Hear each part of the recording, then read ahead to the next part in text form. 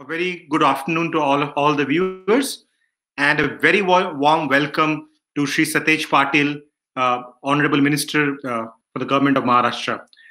Shri Satej Patil is Member of State Legislative Council, Minister of State for Home, Housing, Transportation, Information Technology and Parliamentary Affairs for the Government of Maharashtra, and is a big supporter of the SME community and the IT sector in the state. He has been very closely working with the NASSCOM ecosystem for several years and helped all of our members and the community in Maharashtra to go through a very tough COVID period in the last 6 or 8 months. May I please welcome Shri Satej Patil on stage. Very much, Gauravji.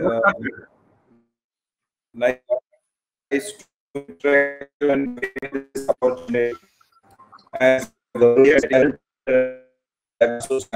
has mentioned, NASSCOM for quite many years. I've been following them, and I never expected that I will be the IT minister and get to connect with everybody. So, but opportunity to welcome Dr. P. Anbalagan. Dr. P. Anbalagan is a distinguished officer of the Indian Administrative Service from the 2001 Maharashtra cadre, and having graduated in veterinary medicine, which is really interesting.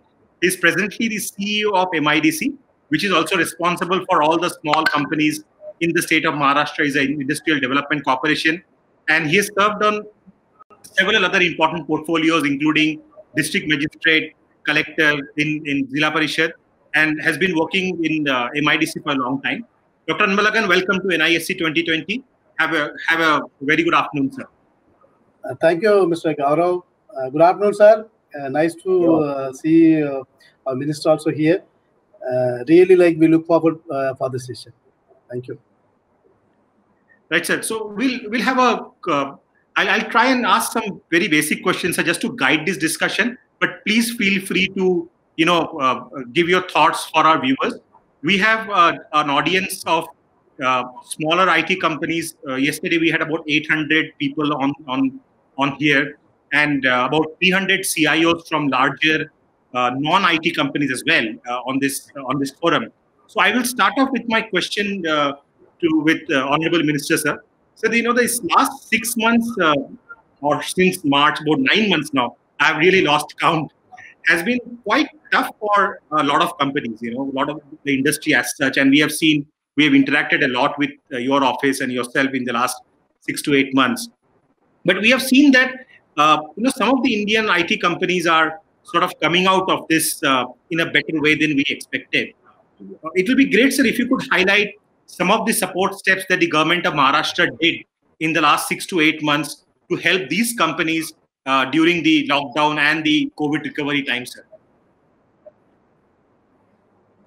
No, this was the worst period we could say in the history of India also, and mainly to any industry, as we had said. And as we all know, past 6 months work from home has been the norms, and central government has been more than keen to remove a policy and extend work from home policy for quite some time. But I think challenges also we have faced in the past 6 months regarding net connectivity is a major issue to be addressed from work from home.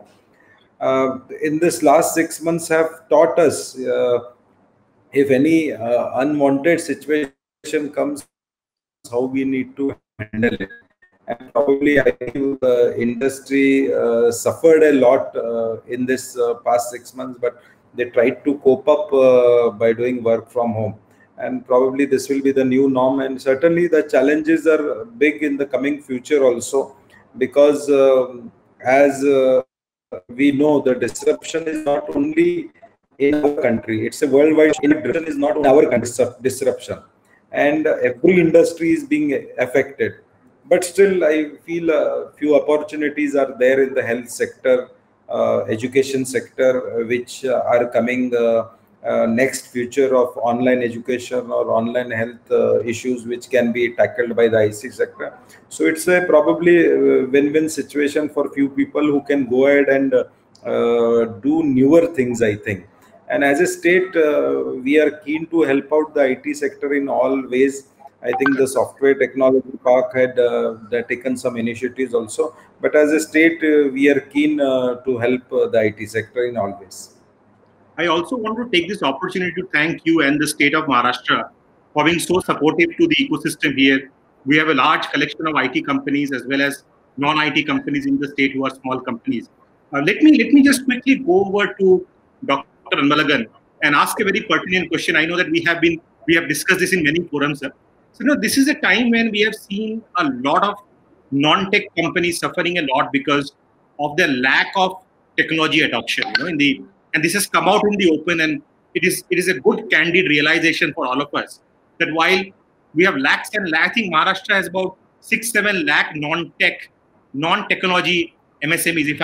If I'm not wrong, so correct me on the number. I think there are about 6-7 lakh MSMEs in Maharashtra out of the 50-60 lakh MSMEs in India. Now, what is the landscape vis-a-vis technology adoption in these companies? What do you think are the challenges? And how do you think that the IT companies, the smaller IT companies, can actually work with that side of the brotherhood to bring them up to speed and make them competitive based on technology, sir? Thank you, Mr. Gaurav. Since you started with the numbers, I'll also have take a minute to where exactly the state stands as far as MSME is concerned. So MSME almost close to be, if you compare with the country, we somewhere close to more than 20% of the entire country's MSME. So we have more than 15 lakh registered MSMEs. And out of that, almost now, if you say in manufacturing alone, 1.5 lakh MSMEs are operational. And another close to around 1.5 lakh will be operational in this year. When we go for the numbers, close to 8 million, 80 lakh people are being employed through only MSMEs. And you would say more than 2.13 lakh crore investment is the total investment, which exactly has been, I would say, as per the Udyog Aadhaar data. Coming to basically non-tech MSMEs and also tech MSMEs. As far as non-tech MSMEs, the issue is one is of course a technology. Second is of more of a financing and what exactly, how do you plan your entire value chain, entire your finances. So the state is also in talk with major players. I think I don't want to take the name, where some of the lead players in I would say software thing. People also being we are going to have an MOU with them to do a handholding of particularly these non-tech MSMEs to bring them into I would say the global world. Basically, if I have a unit in I would say maybe a place in Kagal, or maybe in Chincholi, in Sholapur or Kolhapur, how best I'm exposed to the, as Minister Sir was mentioning in connectivity, how best I'm exposed to the entire vendor base, entire supply base. Basically, suppose the state government also started now, e-marketplace. Basically, the government of Maharashtra has started particularly to plan during the COVID. One is all the smaller and medium of whatever tenders from the government should be given to MSMEs. Be it technical tech firms or non-tech firms. Secondly, the e-market space is also it's a good vibrant thing which is picking up in a big way. And initiatives like IP phase. Basically, one is intellectual property facilities and center, which can also go a long way, because I know a lot of vendors, particularly one from Sangli.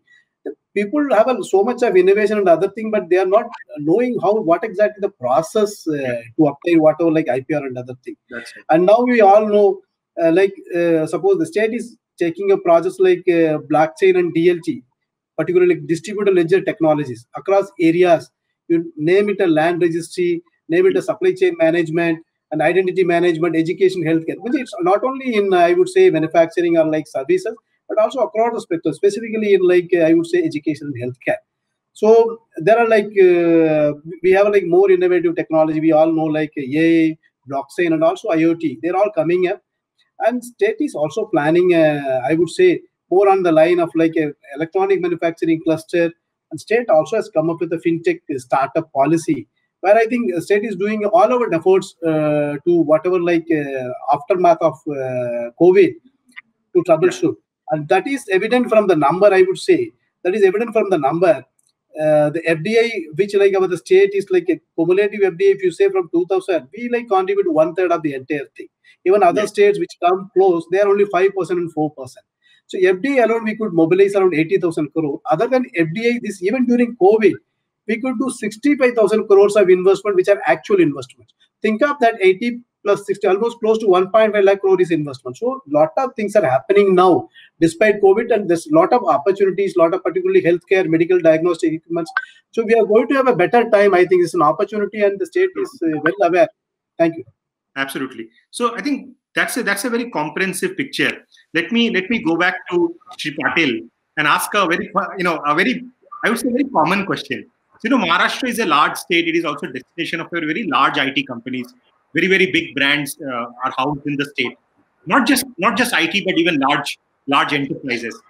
But because for the sake of the viewers here today, and because this forum is all about smaller companies and their voice, if I may ask that, what really makes Maharashtra a destination for smaller companies?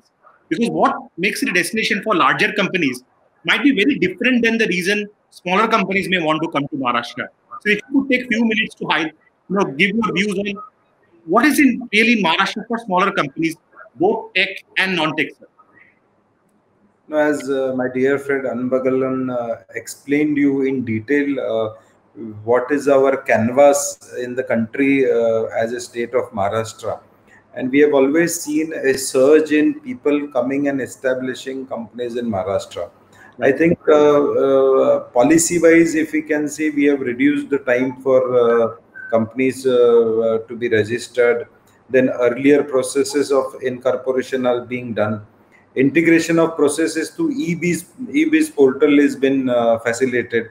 Also, making a few laws which are simpler for the smaller SMEs to work. We are more than keen, because maximum employment, if we calculate the employment, I don't have the figures right now, but I can assure you that the maximum employment is in this SMEs. So as a state of Maharashtra, we would keen, because as Anbalagan mentioned, the smaller 2-tier, 3-tier cities are having lot many SMEs compared to the larger cities. Yes, sir. Probably we have gone away with lot many things, and the real world of ease of business we are trying to implement in Maharashtra. Very, very well said, sir. I think the real world of ease of business is a very powerful statement, and thank you for that. Let me go back to Dr. Anbalagan and get into a little more technology sides. Pardon me for that, sir.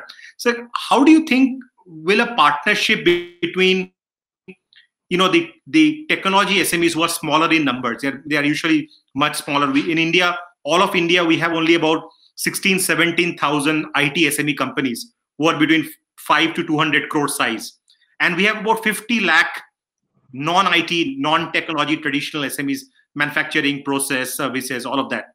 But pertaining to the state, if I may ask, how do you think a partnership between these two ecosystems should come together to drive the largest side of the SMEs into a digital journey? How can we really help as a community?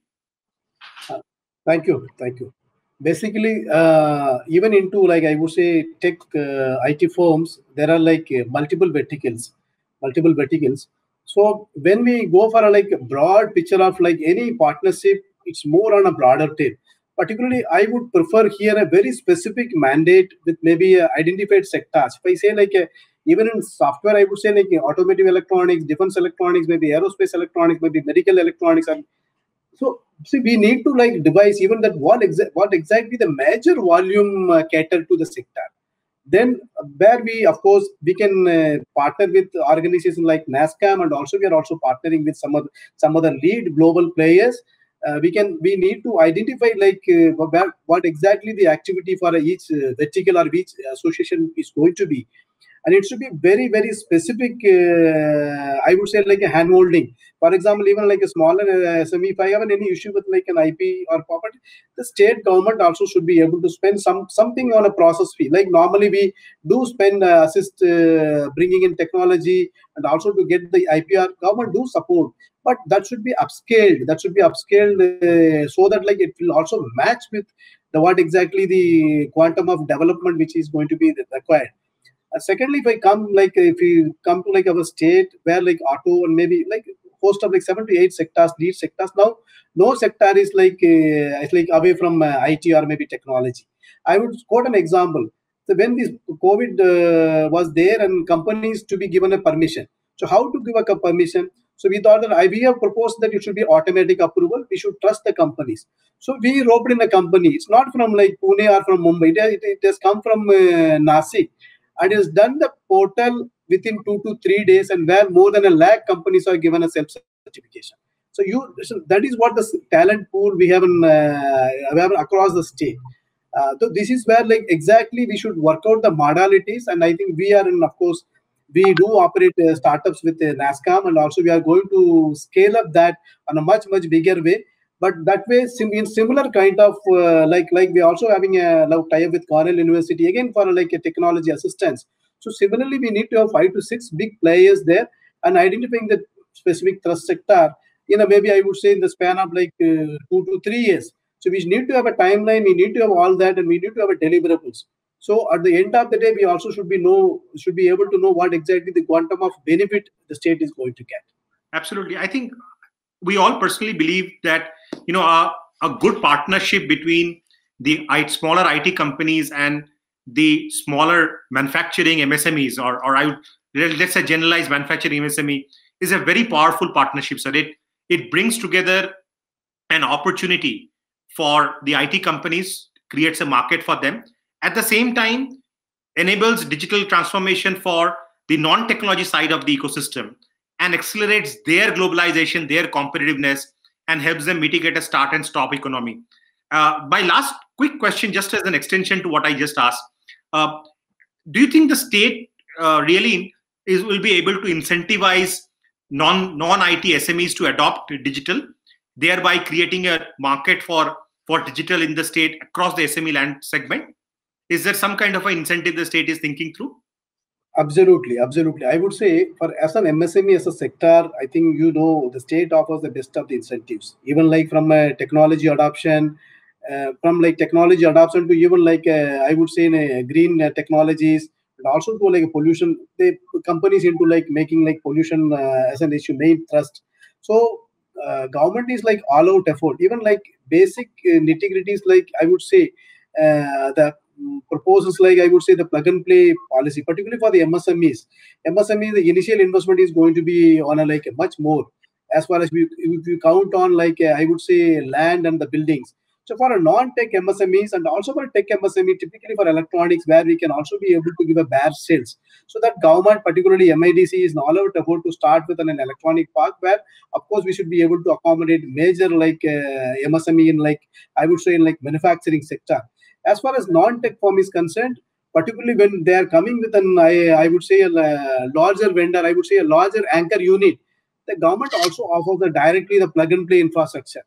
Like you need, so for example, even in places like Pune and Chakan, you get a rental of around 9 to 10 rupees when the actual rental is more than 25 to 30 rupees. So that is where the state is going to come. Really, one thing which I am feeling it's missing is like a particular linkage between the tech firms and the non-tech firms. Really, there is not much of, I would say, really it's a high time that we bring in a formal mechanism, maybe at the state level with the we can have stakeholders like NASSCOM, maybe CDAC, maybe there are multiple stakeholders are there with us.